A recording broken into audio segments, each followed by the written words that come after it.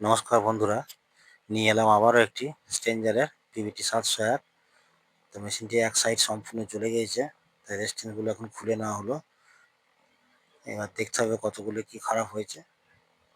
ট্রানজিস্টারগুলো মাপা হচ্ছে।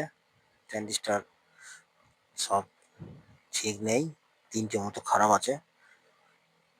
তো এবার চেম্বারটা খুলে নিতে হবে। চেম্বার খোলা হয়ে গেছে। ট্রানজিস্টার পেস্ট লাগিয়ে মাইকা লাগিয়ে ট্রানজিস্টারটা ফিটিং করতে হবে। ট্রানজিস্টার ফিটিং করা হলে পরে এই যে 0.5 রেজিস্ট্যান্সগুলি আছে সেগুলিকে সব লাগিয়ে নিতে হবে। ভিডিওটি একটু ফাস্ট করা হচ্ছে, নাহলে অনেক লং হয়ে যাবে ভিডিওটি। তো রেজিস্ট্যান্স লাগানো হচ্ছে। এই ধরনের ভিডিও দেখতে আমার চ্যানেলটিকে সাবস্ক্রাইব করে রাখুন এবং পাশে থাকুন।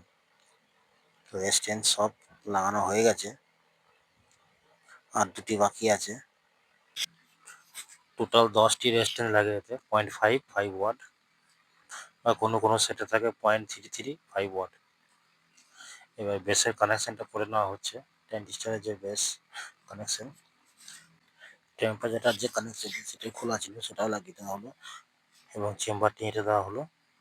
বোর্ডটিও পুড়েছে, বোর্ডটা একটু পরিষ্কার করে নেওয়া হলো, প্রচণ্ড ধুলো জমেছিল।